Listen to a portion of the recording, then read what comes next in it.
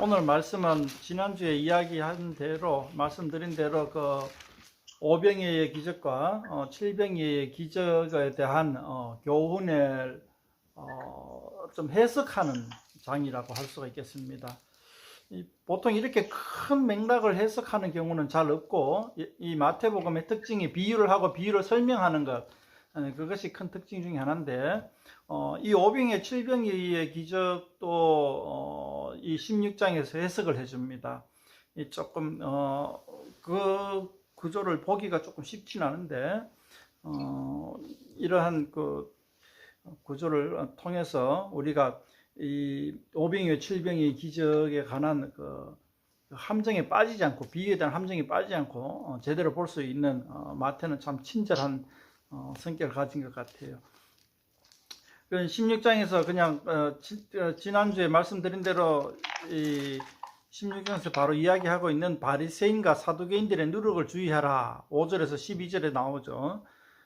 그 바리새인들의 누룩이 뭐냐 하면은 지난주에 말씀하신 대로 15장에 나오는 15장 1절에서 몇 절까지, 한 20절까지 나오는 바리새인이 이제 입술로는 나를 공경하되 마음은 내게서 멀도다 하는 이 이사야의 말씀에 나온 것처럼, 이 바리새인들은 이 겉모양을 갖추기 쉽죠. 그 겉모양을 갖추기 쉽기 때문에 이제 어떤 그 안에 핵심은 없이 그냥 거칠에만 하는 겁니다.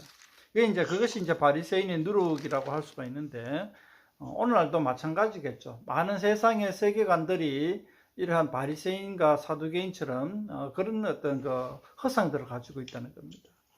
그런 허상들을 주의해야 하는 것이 우리의 몫이기도 한데, 제자들도 마찬가지지만은 먹는 것에 연연해 합니다. 먹는 것에 8절에 보면은 믿음이 적은 자들아 어찌하여 떡이 없음으로 서로 논의하느냐.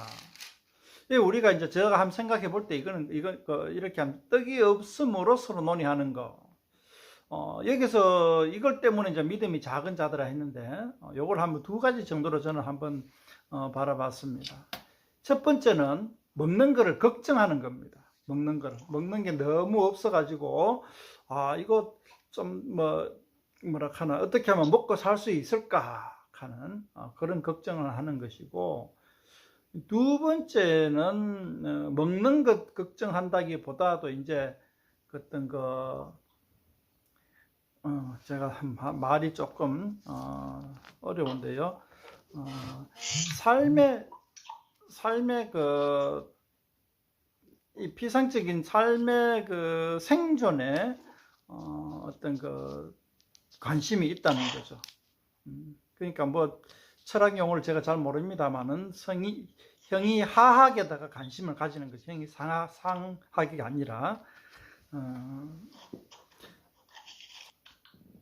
그래서 우리는 믿음이 적은 이유가 먹고 살기 위한 걱정, 사람의 생존에 관한 걱정, 생활에 관한 걱정, 그런 것이 이제 하나님 나라에 관한 걱정보다 더 앞서는 것을 가지고 믿음이 적은 자들, 이렇게 이제 한번 표현해 볼 수 있다는 겁니다. 자, 하나님은 분명히 예수님이 오병이어 칠병이어의 기적을 통하여서 먹고 사는 문제를 초월했다는 것을 보여줍니다. 먹고 사는 문제를 초월했다는 것을 보여주고, 그러니까 먹고 사는 문제를 초월하고 어디에 관심을 가지냐 하면 하나님의 나라와 의에다가 관심을 가져야 한다는 뜻입니다. 그렇지 못하고 제자들도 마찬가지고 우리들도 마찬가지고, 먹는 것에 사람의 생존에 관심을 가지다 보니까 예수님 보고들에게 믿음이 적은 자들아, 이렇게 한번 우리가 핀찬을 들을 수밖에 없는 것이죠. 이 믿음이 적은 자들아 하는 게 제자들이 계속해서 반복적으로 듣는데요, 그걸 조금 고민을 많이 해봐야 됩니다. 우리도 역시 예수님의 제자를 하면서도 믿음이 작은 자로 머무르고 있지는 않느냐, 이렇게 한번 반성을 해볼 필요가 있다는 거죠. 바로 제가 16장 5절부터 12절까지 바리새인의 교훈, 바리새인과 사두개인들의 교훈에 관해서 이야기를 했는데, 1절에서 4절 보면은 이제 바리새인과 사두개인들이 표적을 구하는 게 나옵니다. 표적 보이기를 청한다. 가만히 봅시다. 우리는 15장에서 14장 15장에서 이 5병의 7병의 기적을 통하여서 우리 생각은 그렇습니다. 이런 기적을 베푼 사람이 메시아가 아니면 과연 누가 메시아이겠느냐. 그러니까 5병의 7병의 기적을 가지고 우리는 강력한 표적이다 이렇게 한번 생각을 해 봅니다. 그런데 이제 바리새인과 사두개인들은 다시 표적 보이기를 청한다 이렇게 얘기합니다. 그래서 이제 예수님은 4절에 악하고 음란한 세대가 표적을 구하니 요나의 표적 밖에는 보여줄 표적이 없다. 그 앞에 시대의 표적을 분별할 수 없느냐. 예수님이 많은 표적을 했지만은 바리새인과 사두개인들은 그런 표적들이 눈에 들어오지를 않는 겁니다. 눈에 들어오지 않는 것이 아니라 16장 1절에 보면은 시험하여 하늘로부터 오는 표적 구하기다. 시험하여. 그러니까는 이제 부정하고 싶은 거죠. 예수님이 메시아이심을, 그리스도이심을 부정하고 싶어서 하늘로 오는 표적을 구한다. 네가 과연 하늘로 오는 표적을 할 수가 있느냐? 그 많은 표적들을 갖다가 무시해버리고 새롭게 또 표적을 구합니다. 그러면서 표적 없지 않느냐? 이런 식으로 내몰기 위하여서 하는 것이죠. 그래서 예수님이 결국에는 다른 많은 표적들보다 그 사람들한테 보여줄 표적은 십자가의 죽으심과 부활하심이라는 표적밖에는 그 사람들에게 보여줄 표적이 없는 거죠. 그 사람들에게 진정으로 이 표적은 부인할 수 없다는 거죠. 십자가의 죽으심과 부활하심은 바리새인들과 사두개인들도 부정할 수 없는 표적이라는 거죠. 이 요나의 표적 이야기는 저 앞에도 한 번 더 나오죠. 12장에도 한 번 더 나오는데요. 12장에서 앞에 얘기한 것을 이번에 또 한 번 더 이야기합니다. 지난번 말씀드린 대로 마태는 한 번만으로 그치는 것이 아니고 두 번, 세 번 반복하는 것이 특징이죠. 앞에서도 한번 이 요나의 표적 이야기가 앞에서도 12장에서도 나오고 지금 또 나옵니다.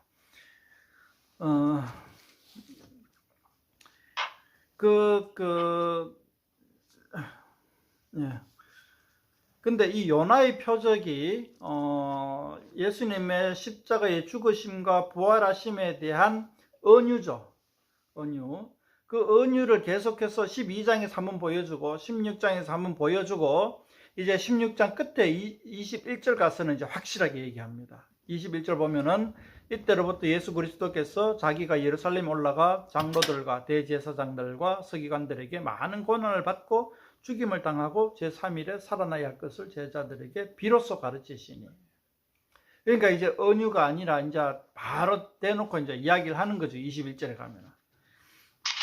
근데 이 21절에 예수님의 죽으심과 부활하심을 대놓고 이야기하기 이전에 마태는 무엇을 구성하고 있냐 하면은 16장 16절에 이렇게 얘기합니다. 시몬 베드로가 대답하여 이르되 주는 그리스도시요 살아계신 하나님의 아들이시니이다.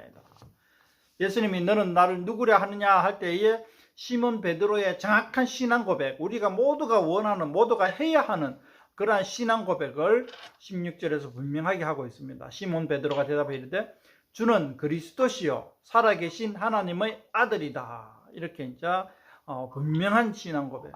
마태복음의 모든 독자가 다 해야 하기를 원하는 그러한 신앙 고백, 그리스도시요 살아계신 하나님의 아들이시니다. 이 신앙 고백이 나오고 난 다음에 21절에 보면 예수님이 이제 십자가의 죽으심과 부활하심에 대한 사역을 이야기를 합니다. 그러니까 이 십자가의 죽으심과 부활하심을 분명하게 이야기하기 위해서는 그 사역에 대한 그 이야기를 들을 수 있는 조건은 그 마음에 분명한 신앙 고백이 있는 사람만이 이러한 예수님의 계획을 들을 수가 있다라는 거죠. 그러니까 이 예수님의 계획은 이러한 분명한 자기 정체성, 그리스도 하나님의 아들이라 하는 것을 확실하게 깨달은 사람만이 이 사건의 의미를 알 수가 있다는 거죠. 예수님이 그리스도시고 하나님의 아들이심을 모르는 상태에서 십자가의 죽으심을 보면은 그냥 단순한 죄인이 죽었다 하는 것밖에 되지를 않습니다. 그러나 그리스도이시고 하나님의 아들이심을 알고 신앙 고백하는 사람에게는 십자가의 죽음이 굉장히 큰 의미로 다가옵니다. 우리의 대속죄고 나 대신 죽으심이고 이 세상의 모든 죄를 짊어지고 가는 정말 큰 어떤 사건이 되는 그런 사건의 의미를 알 수 있는 그러한 자격이 갖추어지는 거죠. 또 중간에 하나 건너뛰었는데요. 베드로가 신앙 고백하고 난 다음에 예수님이 베드로에게 해주신 말씀 중에 19절 말씀을 제가 좀 말씀드리고 싶은데요. 내가 천국 열쇠를 네게 주리니 내가 땅에서 무엇이든지 매면 하늘에서도 매일 것이요 네가 땅에서 무엇이든지 풀면 하늘에서도 풀리리라. 이것이 무슨 말씀인 것 같아요? 매고 푸는 거. 이게 교회의 굉장히 큰 특징입니다. 교회의 굉장히 큰 특징이고 중요한 말씀입니다. 근데 우리는 이 말씀에 대해서 조금 막연하게 생각하는 거죠. 그러니까 전도를 하면은 전도 많은 전도를 안 하면 안 되고 뭐 이런 얘기가 아니고 우리는 보통 그런 식으로 정확하긴 하지만 대충 그냥 머릿속에 희미하게 그런 이미지를 떠올리고 계시는 걸 알고 있는데 요거는 마태복음 봅시다. 18장 18절 한번 봅시다. 18장 18절에 보면은 똑같은 말씀이 또 나오죠. 마태복음의 특징입니다. 같은 말씀 두 번, 세 번 반복하는데 18장 18절에 보면은 진실로 너희에게로는 무엇이든지 너희가 땅에서 매면 하늘에서도 매일 것이요 또 무엇이든 땅에서 풀면 하늘에서도 풀리리라. 이건 베드로뿐만 아니고 너희에게, 그러니까 복수 제자들에게 이야기하신 말씀이죠. 그리고 또 한 가지 더 이제 딱 요 말씀이 어디로 또 연결되냐 하면은 요한복음 20장 23절 봅시다. 요한복음, 죄송합니다. 성경 찾기 해서 죄송한데 조금 말씀을 제가 이야기하는 것에 대한 이해를 돕기 위해서 그런 거니까 조금 이해해 주시기 바랍니다. 20장 23절. 요게 이제 그 말씀에 대한 해석입니다. 너희가 누구의 죄든지 사하면 사해질 것이요 누구의 죄든지 그대로 두면 그대로 있으리라. 이 말씀이 이런 뜻이라는 거죠. 너희가 죄를 용서하면 하늘에서도 용서해 주시고 너희가 죄를 용서 안 해주면 하늘에서도 용서를 못한다 하는 그 말씀이 바로 이 19절에 관한 말씀에 대한 해석이라고 봅니다. 그러니까 이 매고 푸는 것이 용서를 하고 용서를 하지 아니하고 죄를 사하여 주는 거하고 죄를 사하지 못하는 거하고 그렇게 이제 이야기가 된다는 거죠. 그게 천국 열쇠라는 거죠. 죄를 용서를 하면 이제 천국 열쇠가 열리는 것이고 죄를 용서하지 못하면 천국 열쇠가 닫히는 거죠. 그러니까 이제 교회의 큰 특징 중에 하나가 죄를 용서하는 겁니다. 예수님이 십자가에 못 박히신 것도 죄를 용서해 주기 위해서 십자가에 못 박히신 거예요. 그러니까 대신해서 예수님이 죄값을 치렀기 때문에 우리는 용서가 가능한 겁니다.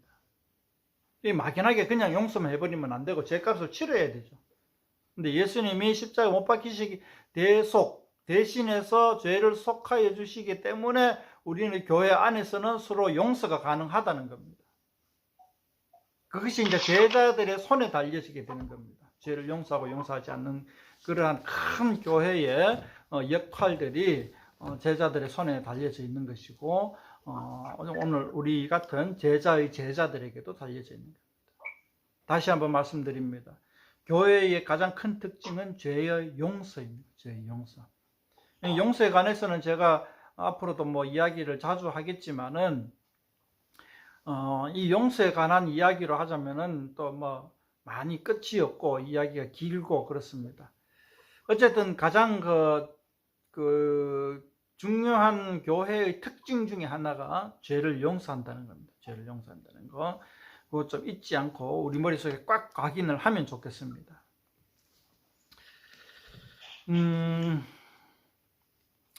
자, 뭐 다른 거는 뭐 읽어보면 대충 뭐 있고 또 마찬가지 16장 24절에 보면은 지난번에 말씀드린 그대로죠. 또 이 예수께 제자되기 일시되 누구든지 나를 따라오려거든 자기를 부인하고 자기 십자가를 지고 나를 따를 것이니라.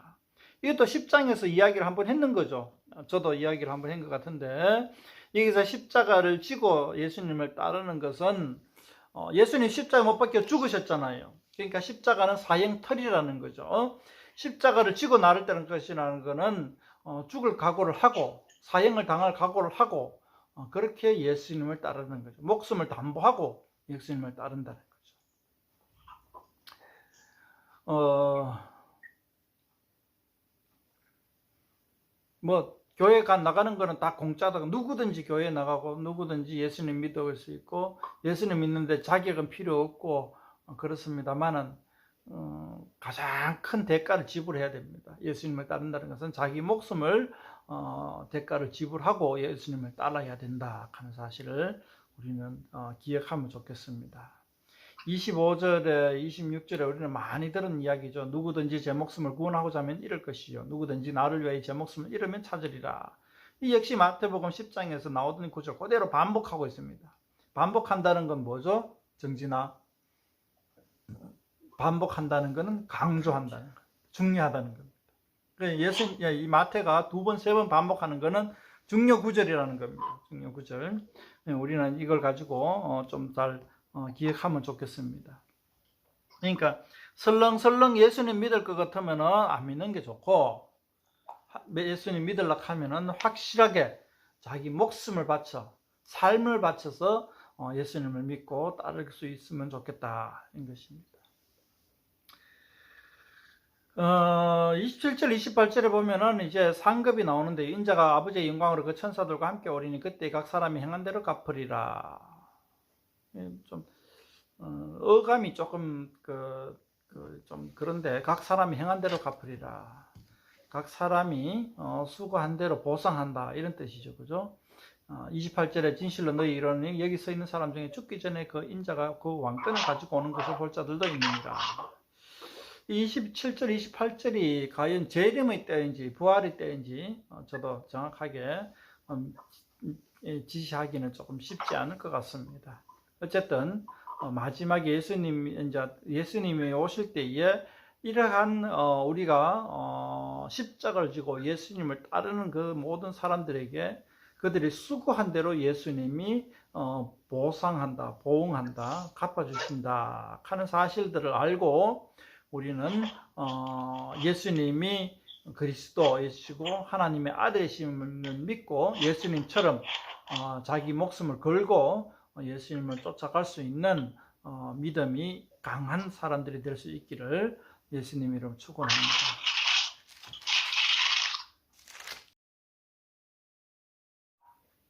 자기 자신의 생존 문제에 함몰되는 경우라는 거죠.